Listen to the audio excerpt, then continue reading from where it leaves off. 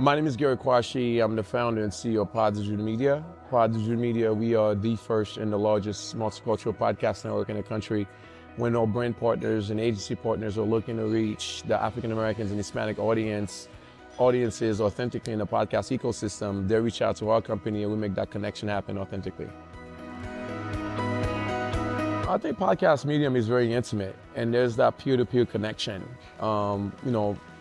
When you're listening to a podcast, it gives you the ability to still multitask, right? You can still work, you can still work out, you can cook, right? You can wash the dishes. So I think it has become a very intimate medium where you can actually still get valuable information, yet still be able to go about your day-to-day. It's really that intimate connection with the host, right? So it's being able to relate to the host because you share the same interests, you share the same views on certain topics. So when you're on a day-to-day basis, on a weekly basis, you have that connection. It creates an intimate environment where you, almost like intimacy, with you and the host and the guests that are coming on board on a weekly basis. So that way now you guys can actually have that true connectivity.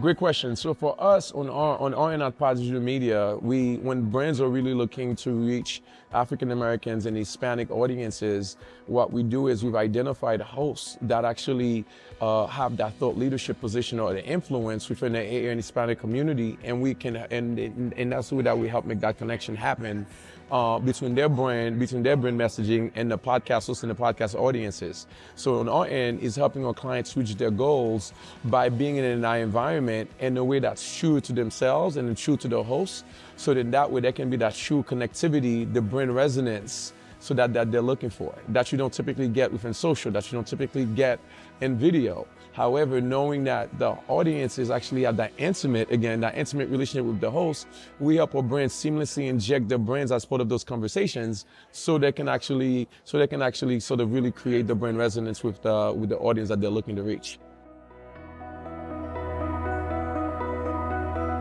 So what we do, which is the role that we play, right? So understanding the podcasters that we work with, the audiences that they have and the audiences that they cater to, whether that's 23, their demographics, whether that's 18 to 23, 22 to 35, 35 to 39, right? 35 to 49, we understand what their demographics are. So once we get an RFP and we understand what the desired audience is for an advertiser, so on our end, we go in a Rolodex, right? So the 400 plus shows that we work with, we identify those shows that actually have that index is strong based on the audience that our advertisers are looking for.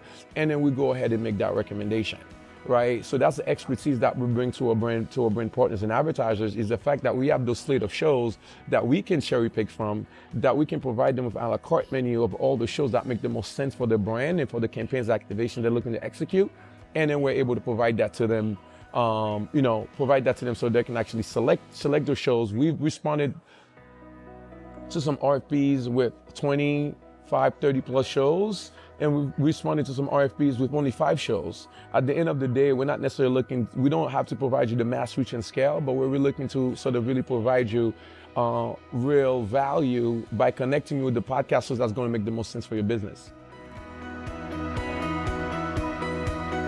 Great question. It's twofold. One, the Gen Z audience is certainly there's a great opportunity, right? Because that's certainly the audience that you can actually groom, right? Because certainly you can groom them from 18 to when they're 49 and 55, right?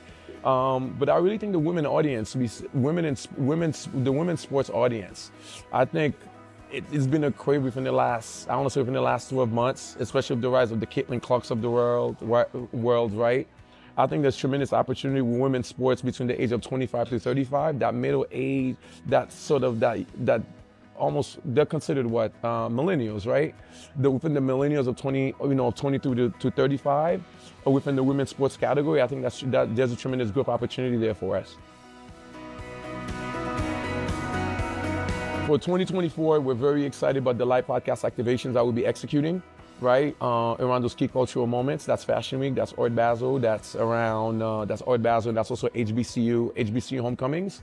And we're very excited about that long-term moving forward, just because we understand how brands are really looking to reach HBCU students, HBCU alums. So, which is why our new program that we launched called Talk Up the Yard, where we're going on a multi-city tour and creating live podcast activations with podcasters that actually attended an HBCU. They're from the community, they're speaking with people in the community, really creating that authentic conversation. So we're very excited about growing that program, and just very excited about growing just the live podcasting, just the live podcasting activations that we do.